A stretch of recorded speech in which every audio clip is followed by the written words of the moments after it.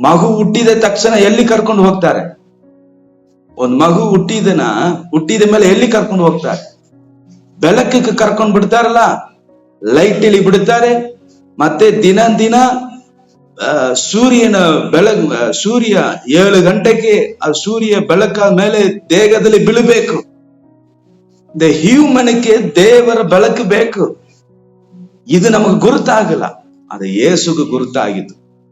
ಯೇಸು ಸಕಲ ಅಧಿಕಾರ ಹೊಂದಿದ್ದಾನೆ. ಅವ್ರ ಕೈಲಿ ಎಲ್ಲಾ ರೈಟ್ಸ್ ಇರ್ತಿದ್ದಾನೆ. ಅವ್ರು ನೆನೆಸಿದ್ರೆ ಏನು ಬೇಕಾದ್ರೆ ಮಾಡಬಹುದು. ತಂದೆಯ ದೇವರ ಮುಂದೆ ಹೋಗಿ ನಿಂದಬೇಕಂತ ಅವಶ್ಯಕತೆನೇ ಇಲ್ಲ.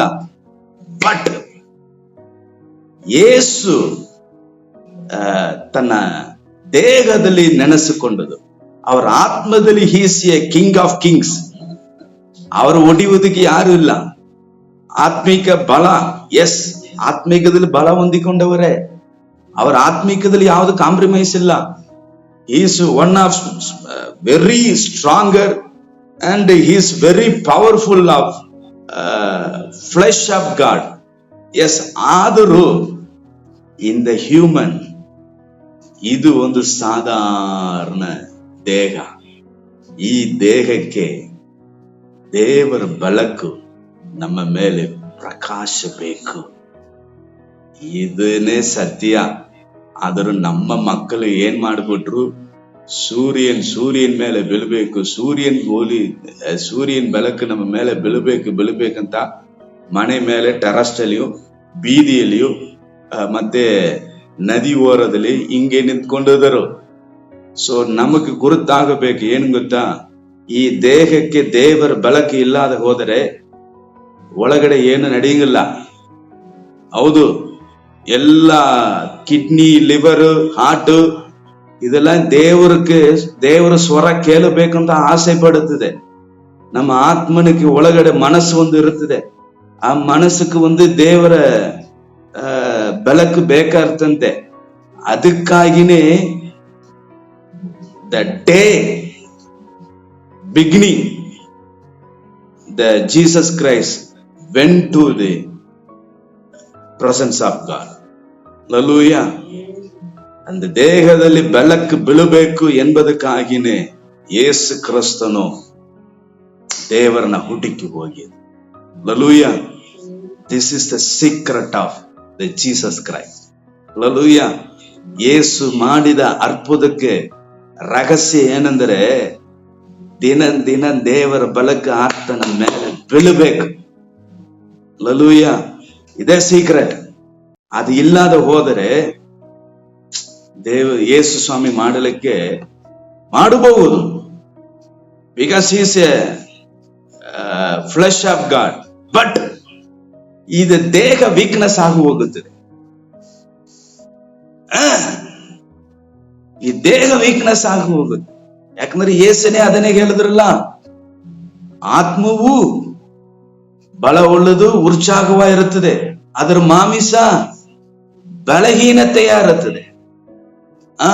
ಈ ಬಲಹೀನತೆ ಇರುವುದರಿಂದಾನೇ ಯೇಸು ಕ್ರಿಸ್ತನು ಪದೇ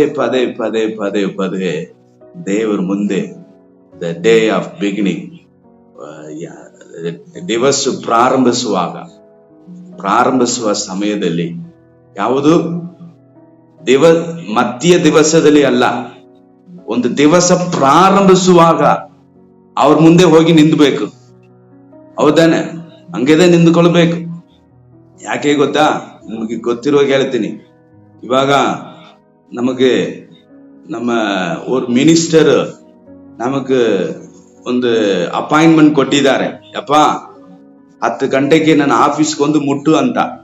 ಆದ್ರೂ ಒಬ್ಬ ಹೋಗಿ ಏನ್ ಮಾಡಿದಾನಂದೆ, 10:10ಕ್ಕೂ ಹೋಗಿದಾನಂತೆ. 10:10ಕ್ಕೆ ಹೋಗುವಾಗ ಆ ಮಿನಿಸ್ಟರ್ ಬಂದು ಅವನಿಗೆ ನಾನು ಟೈಮ್ ಕೊಡಲ್ಲ, ನನಗ್ ಬೇರೆ ಕೆಲಸ ಇರ್ತದೆ ಅಂತ ಹೋಗ್ಬಿಟ್ರಂತೆ. ಅಲ್ಲಿ ಅವ್ರು ಇಲ್ಲ. ಯಾಕೆಂದ್ರೆ ಯಪ್ಪ, ಮಿನಿಸ್ಟರ್ ಟೈಮ್ ಕೊಡುವುದೇ ದೊಡ್ಡ ವಿಷಯ. ನೀ ಬಂದು ಅವ್ರು 10ಕ್ಕೆ ಕರೆದಿದ್ರೆ ನೀ 10:10ಕ್ಕೆ ಹೋಗಿದ್ರ ಅಲ್ಲಿ ಯಾರು ಇದ್ದಾರೆ? ಮಿನಿಸ್ಟರ್ ಪ್ಯೂಣ ಬೇಕಾದ್ರೆ ನೋಡಬಹುದು, ಮಿನಿಸ್ಟರ್ ನೋಡಕ್ ಆಗುದಿಲ್ಲ. ಅದೇ ರೀತಿಯಲ್ಲಿ ನೀಗ ಅನೇಕ ದೇವರ ಮಕ್ಕಳು ದೇವರು ನೋಡೋದು ಬಿಟ್ಟು ಮನುಷ್ಯನ ಹುಡುಕೊಂಡು ಇರುತ್ತಾರೆ. ಮನುಷ್ಯನೇ ಅಯ್ಯ ಸ್ವಾಮಿ ಸ್ವಾಮಿ ನಮಗೆ ಸ್ವಲ್ಪ ದರ್ಶನ ಕೊಡು, ದೇವರ ಹತ್ರ ಸ್ವಲ್ಪ ಬೇಡಿಕೊಳ್ಳು. ಬೇಡಿಕೊಳ್ಳಬೇಕಾದ್ರೆ ನೀವು, ನೋಡ್ಬೇಕಾದ್ರೆ ನೀವು. ಆದರೂ ಅಯ್ಯ ಸೇವಕನೇ, ಪಾಸ್ಟರೇ, ಪೋಸ್ಟರೇ, ಸ್ವಲ್ಪ ನಮಗೆ ಬೇಡಿಕೊಳ್ಳಿರಿ ಅಂತ ಇವರ ಹತ್ರ ಕೇಳುತ್ತಾರೆ. ಈ ಮನುಷ್ಯರ ಮೀಡಿಯೇಟರ್ ಉಂಟು ಮಾಡಿದ್ರು. ಸೈತಾನ್ ಎರಡನೇ ಕಾರ್ಯ ಮನುಷ್ಯರು ಮಾಡಿದ್ದು, ಫಸ್ಟ್ ಮೀಡಿಯೇಟರ್ ಉಂಟು ಮಾಡಿಕೊಂಡ್ರು. ಸೊ ಯೇಸು ಕ್ರಿಸ್ತನು ಕೂಡ ಯಾರನ್ನು ಹುಡುಕಿ ಹೋಗಿಲ್ಲ, ತನ್ನ ಕಲಿಸದನ್ನ ಮಾತ್ರನೇ ಹುಡುಕಿ ಹೋಗಿದೆ. ಹಲ್ಲೆಲೂಯ. ನೀ 3 ಗಂಟೆಗೆ ಡೇ ಪ್ರಾರಂಭಿಸುವಾಗ ನೀವು ಹುಡುಕಬೇಕ ಯಾರಂದರೆ ನಿನ್ನನ್ನು ಉಂಟು ಮಾಡಿದ ದೇವರನ್ನ ನಾವು ಹುಡುಕಬೇಕೆಂಬುದಾಗಿ ಯೇಸು ಕ್ರಿಸ್ತನು ನಮಗೆ ಕಲಿಸಿಕೊಟ್ಟಿದ. Hallelujah, hallelujah, hallelujah. ಆ ಸಮಯದಲ್ಲಿ ಯಾರಕ್ಕೆ ದೇವರು ಬಿಟ್ಟು ಕೊಡಲ್ಲ. ಶಿಷ್ಯನ ಸರಿ, ಜನರ ಸರಿ, ಅದೆಲ್ಲ ಎರಡನೇ. ಪೈಲ ನನ್ನ ಕಲಿಸಿದ ದೇವರಿಗೆ ಅವ್ರು ಏನ್ ಮಾತಾಡ್ತಾರೆ ಅದನ್ನ ಕೇಳಬೇಕು. ಅದನ್ನ ಮಾತಾಡಿದ ಮೇಲೆ ನಾನು ಜನರ ಮುಂದೆ ನಿಂತುಕೊಂಡಿದ್ದೇನೆ. ಸ್ವಾಮಿ ಆಮೇಲೆ ಅಪಾಯಿಂಟ್ಮೆಂಟ್ ಕೊಟ್ಟಿದ್ದಾರೆ, ಅದ್ ಮುಂದೆ ಯಾರು ಕಲಿಸಲ್ಲ. ಹಲ್ಲೆಲೂಯ. ಇದು 1ನೇ ಪಾಯಿಂಟ್. ಮತ್ತೆ 2ನೇ ಪಾಯಿಂಟ್, ಯೇಸು ರಾತ್ರಿ ಸಮಯದಲ್ಲಿ ಏನ್ ಮಾಡಿದರು ಮತ್ತು ಏನ್ ಮಾಡಿದ್ದಾರೆ ಅಂತ ನೋಡೋಣ. ಸೊ ದ ಫಸ್ಟ್ ಪಾಯಿಂಟ್ ನಾವು ನೋಡಿಕೊಂಡಿದ್ದು ಏನಂದ್ರೆ, ಯೇಸು ಕ್ರಿಸ್ತನು early morning prayer, ಅಂದ್ರೆ the Jesus Christ doing the early morning prayer.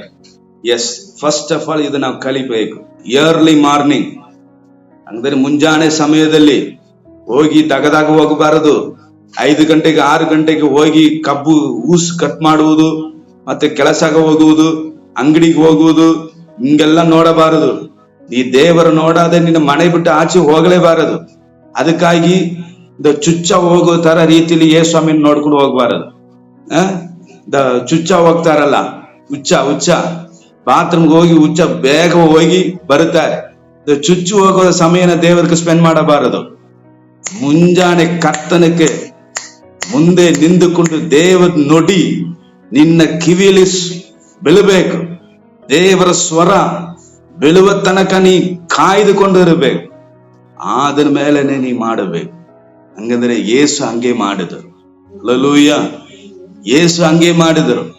ಕೆಲವರು ಇವಾಗ ಅನೇಕ ಮಕ್ಕಳು ಪ್ರಾರ್ಥನೆ ಚುಚ್ಚ ಹೋಗುವಂತ ಪ್ರಾರ್ಥನೆ ರೀತಿಯಲ್ಲಿ ಇರುತ್ತದೆ. ಈ ಪ್ರಾರ್ಥನೆ ಅದು never doing that like. Okay, ದೇವರ ಸ್ವರ ನಮ್ಮ ಕಿವಿಯಲ್ಲಿ ಬೀಳಬೇಕು. ಬೀಳುವ ತನಕ we should not where any going anywhere. ಎಲ್ಲಿಂದ ನಾವು ಹೋಗಬಾರದು. ಹಲ್ಲೆಲೂಯ. ಒಂದು 3 ಗಂಟೆಗೆ ನೀವು ಫಿಕ್ಸ್ ಮಾಡಿದರೆ ಮುಂಜಾನೆ ಸಮಯದಲ್ಲಿ ಕರ್ತನ ನೋಡ್ಬಿಟ್ಟು ಆಮೇಲೆನೆ ನಿನ್ನ ಕಾರ್ಯವನ್ನು ಚೂರು ಮಾಡಬೇಕು. ಆಮೇಲೆ ನಿನಗೆ ಹೆಂಡತಿ, ಆಮೇಲೆ ನಿನಗೆ ಗಂಡ, ಆಮೇಲೆ ನಿನಗೆ ಮಕ್ಕಳು, ಆಮೇಲೆ ನಿನಗೆ ಸೇವೆ, ಆಮೇಲೆ ನಿನಗೆ ಚರ್ಚು, ಆಮೇಲೆ ನಿನಗೆ ವಿಶ್ವಾಸಿ. ಎಲ್ಲರಂಗೆ ಫಸ್ಟ್ ನಮ್ಮನ್ನ ಉಂಟು ಮಾಡಿದ ದೇವರು, ಅವರ ಬಿಟ್ಟು ಬೇರೆ ಯಾರಿಗೂ ಟೈಮ್ ಕೊಡಬಾರದು. ಹಲ್ಲೆಲೂಯ. ಆಮೇಲೆ ಕೈ ಎತ್ತರಿ. ಆಮೇಲೆ ಹೇಳುವರು ಒಪ್ಕೊಂಡವರೆಲ್ಲ ಕೈ ಎತ್ತರಿ. ಹಲ್ಲೆಲೂಯ. ಆಮೇಲೆ the second point, overnight prayer.